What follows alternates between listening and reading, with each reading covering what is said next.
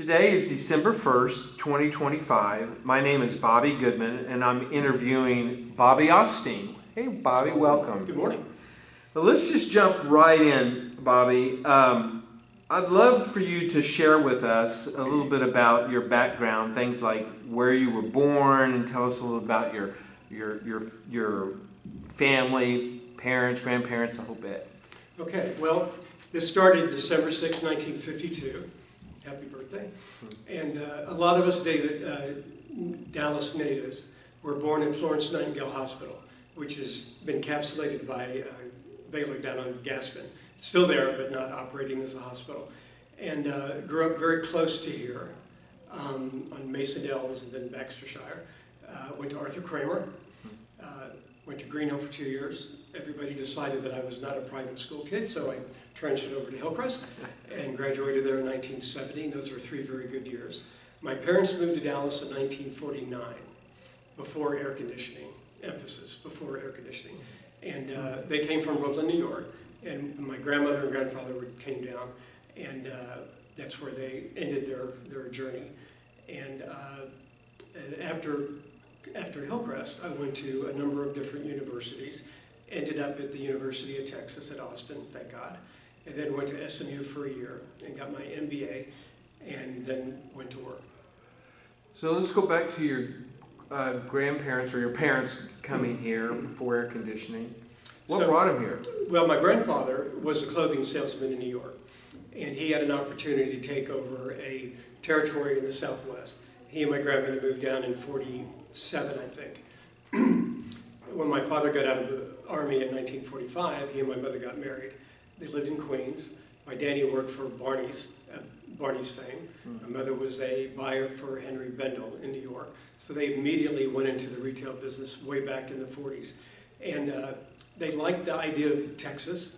And a territory opened up selling overcoats. So my father was selling overcoats in Texas and New Mexico, which is kind of like selling ice to the Eskimos. And apart from the heat, they loved it here. My older sister Lynn was born in New York, and she was a year old when they moved down in 49. And do you have other siblings? I have a younger sister, Debbie, who was also born here in 57, and her and her husband live in Dallas. Everybody's here. We're very grateful. Wow. Grandkids, parents, the whole thing. Can I go back to high school? You can. Okay, I don't mean to jump around, but I think one of the most important parts of my childhood development was BBYO that we were both in. I was in Monsky AZA and enjoyed every minute of that and became very active, went to conventions, went to an international convention in Starlight, Pennsylvania in 1969, which was about 10 miles from where Woodstock was going on. Wow. And ran into a kid who was on his way to Woodstock and had gone to Israel the summer right before that for 6 weeks, again through BBYO. And that was a big shift in my priorities, going to Israel. It really kind of turned that light on for me. How old were you when you went to Israel? I was 15. I went on a scholarship. When I got back from Israel, my my repayment of the scholarship, it was $500, was that I would talk to the B'nai B'rith Women's Lodge that gave me the scholarship, which I did. And that turned into talking to all the lodges, men and women.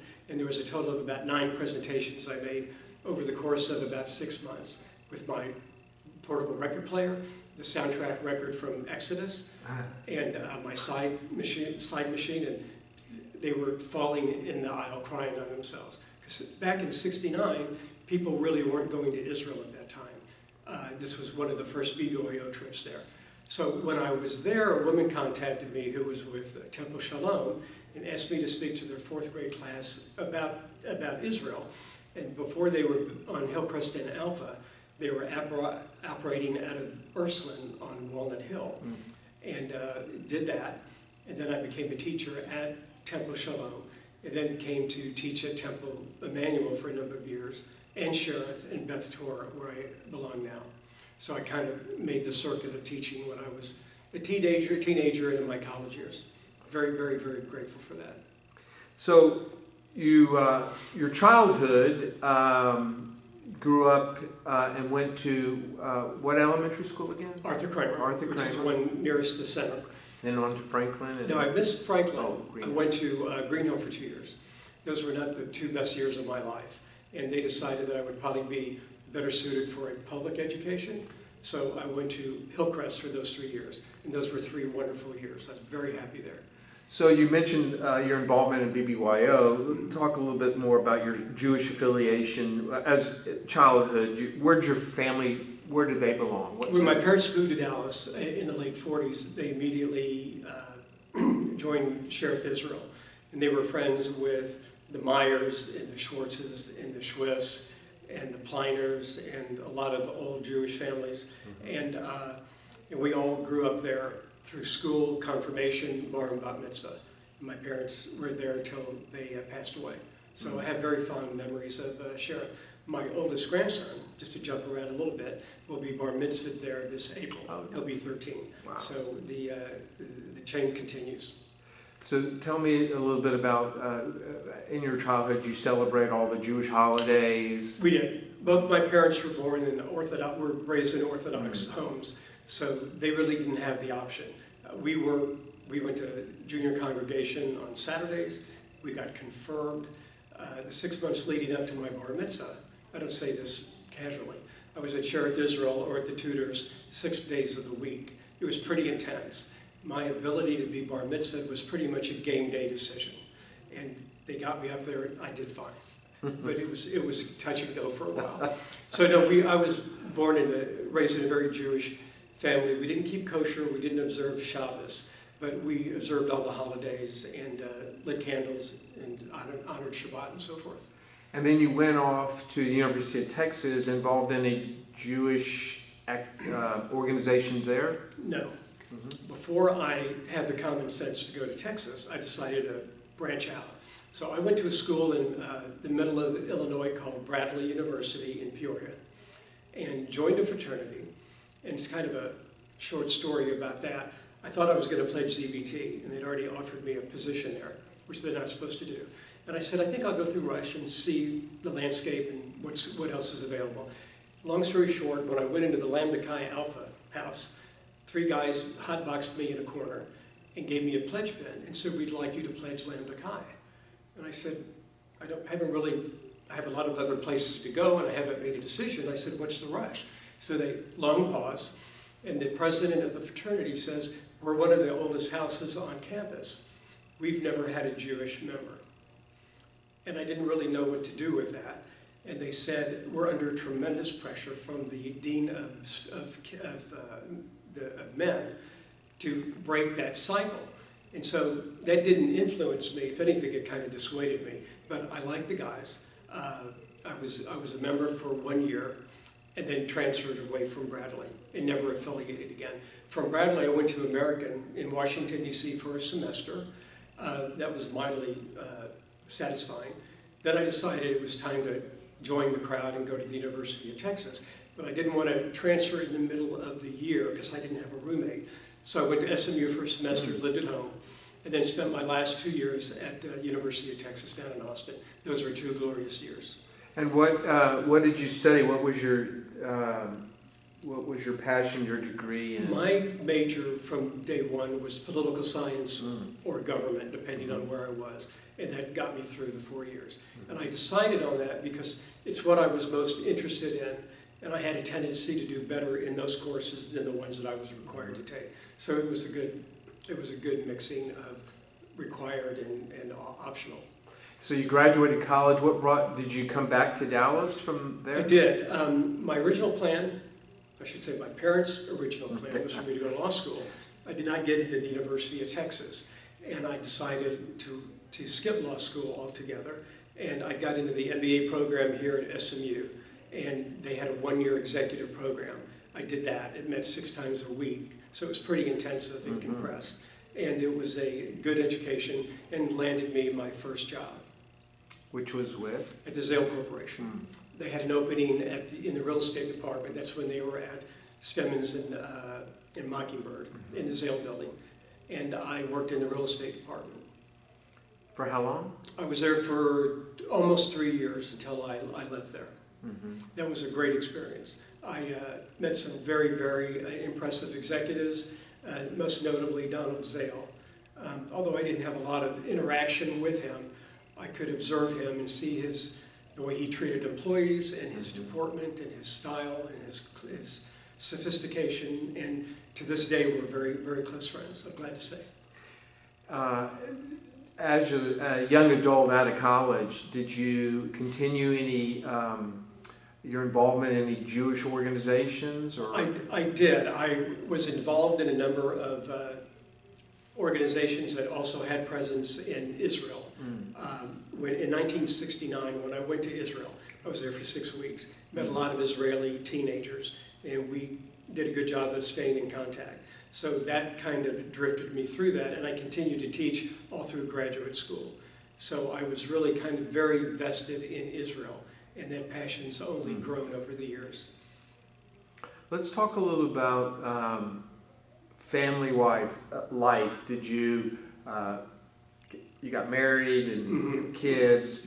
Before I got married, I was at Zale for 3 years. What happened? So after Zale?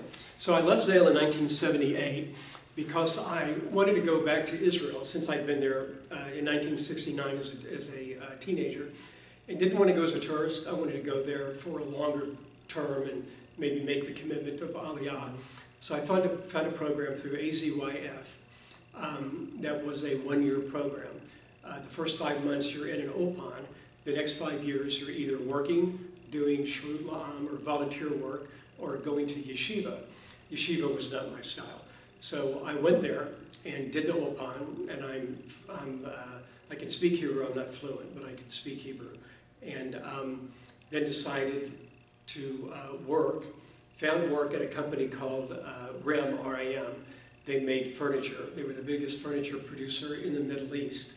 I was in the export department, mainly because of my MBA and the fact that I was English as a first language, and stayed there for a year and a half, and decided not to make Aliyah, primarily because of the economic challenge. It was really difficult to make ends meet, and then the army was calling. So I left and came back to the States. And while I was there, my childhood friend Jack Heidemann called me, telling me that he was getting married to a girl from El Paso, and would I be in his wedding.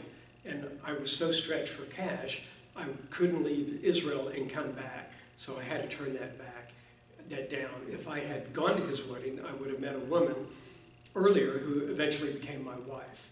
So we met a little bit later, but kind of gives you an idea of how financially strapped I was back then. And when I came back to the States, I continued working for the Israeli company for another 2.5 years, importing furniture into the Houston port, trucking it to Carrollton, where it was assembled, and then we sold it throughout the Southwest. I had good accounts with Foley's at the time, and Gabbert's, and J.C. Penney, and that kind of imploded for reasons that were out of my control. So that was the end of my Israel adventure. So before we get into some of your family life, I want to continue a little bit. So after in your jobs that you had, your vocation. So then after that, what did you eventually end up in the doing as you got older? I mean, what was your... My first job out of graduate school was in real estate, commercial real estate, retail specifically. And except for the hiatus when I was in the furniture business, I've always been doing real estate up till today. It's really all I know how to do. So I thought about a career shift, but too old, too stubborn, and always been in commercial real estate and enjoy it very, very much. Okay, I wanted to kind of close up the vocation part of it. Obviously very involved in Israel and BBYO from being a young man to an adult.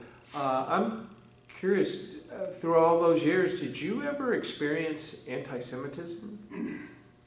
You know, nothing that's really of interest. There were comments, there were remarks. There are people I knew at Hillcrest who avoided us, but it was a very, very few. Hillcrest, back then, as you know, was about 35% Jewish. That's where the Hebrew High name came from. Right. And at Green Hill, not at all. In the fraternity, just a tiny bit. They were predominantly Catholic. They were wonderful guys. I heard a couple of comments that I don't think were really targeted at me. Right. But no, I really, and living in Israel obviously didn't exist. And when I came back, no, I can't say, because I was aware of it, I heard about it, but I don't think it was really, I don't think we were really targeted in Dallas growing up. So now to your family life. You alluded to, you met your wife, you got married, you have kids? I do, Baruch Hashem. Got married in 1982 to a wonderful woman from Sioux City, Iowa. And in 1984, our first arrived, Benjamin, who's now 40. And 3 years later, his little brother, Gabriel, who's now 37, arrived. And before we go into the children, one thing about my business career is that I spent the longest span of my workload at a company based in Columbus, Ohio, Limited Brands. And I was traveling to and from Dallas and Columbus, Ohio for 15 years doing their real estate.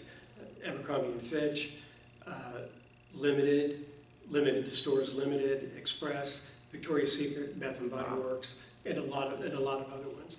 So at both real estate locations, I was doing real estate deals for multiple brands. So when I got to Limited, it was very familiar to me, and I kind of knew what to do and was able to hit the ground running, and had 15 very good years there. Wow.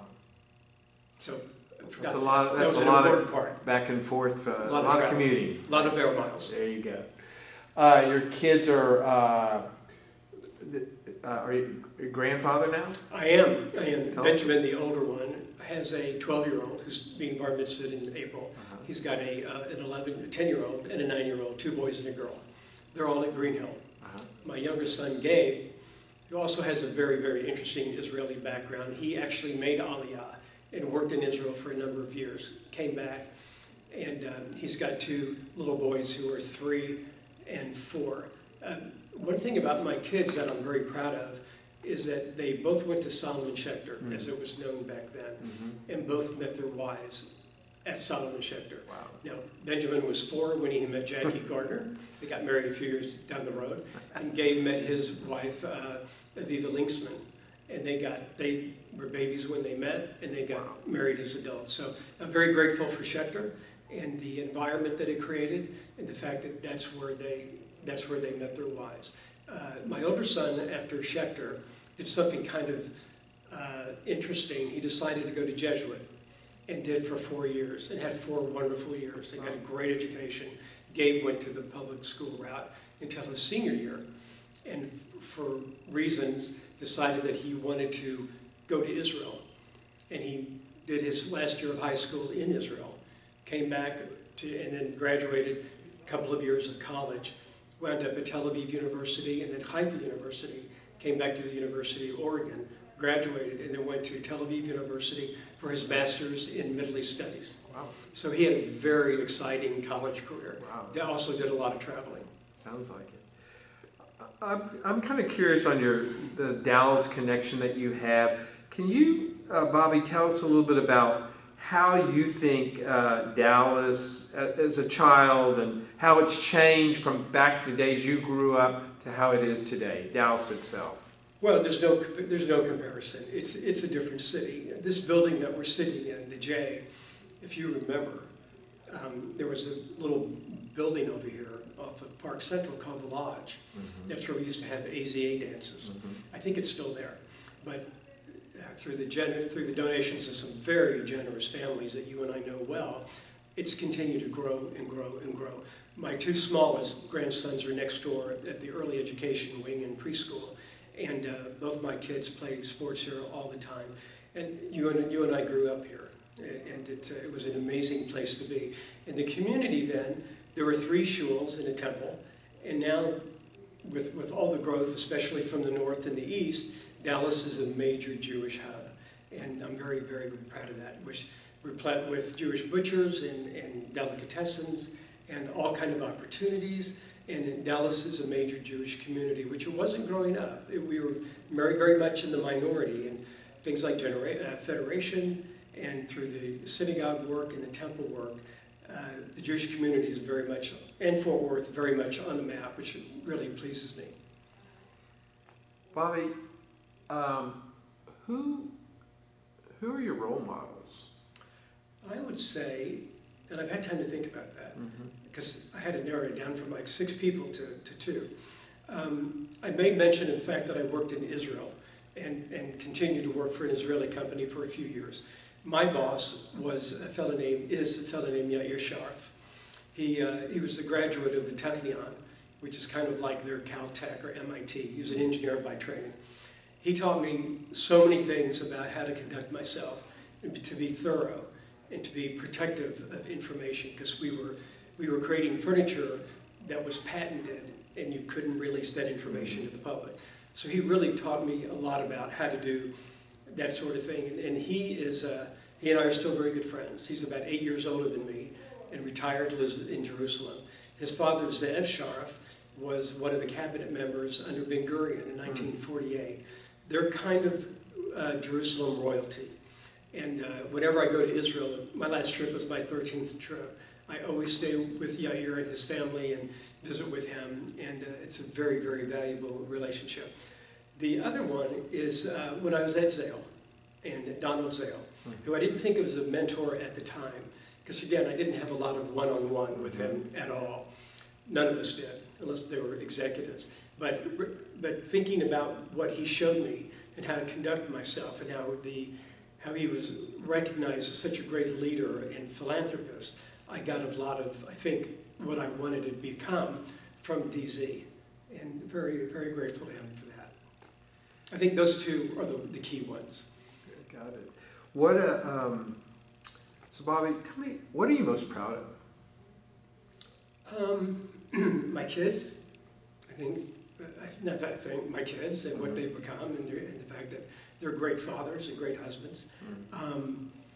Proud of my connection to Israel and the work that I continue to do with Israel. And very proud to be a Jew. Wear that on my sleeve, literally.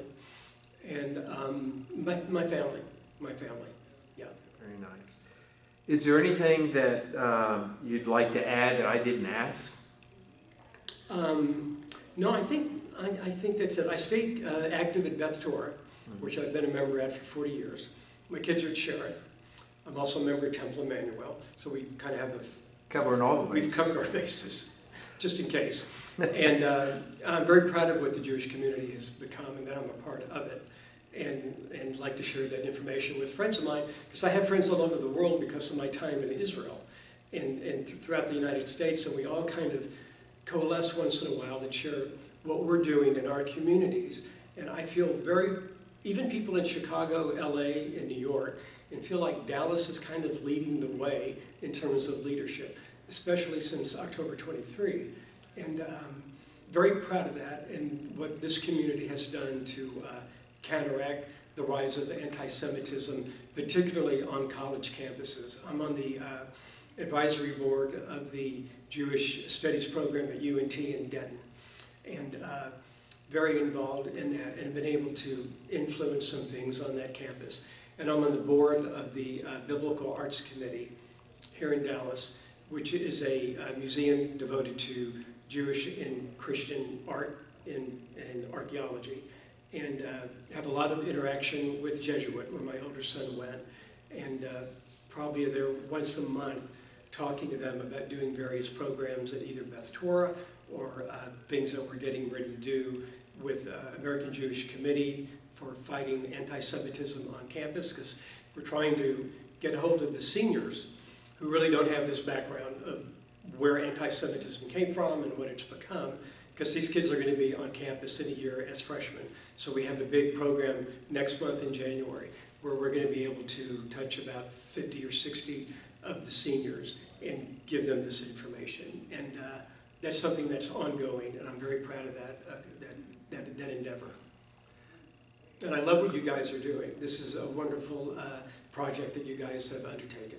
Well, Bobby Austein, we love your story, and it's one that really, I'm glad you had a chance to share it, and it needs to be heard. Thank you. It's my honor. Thank you. Thank you.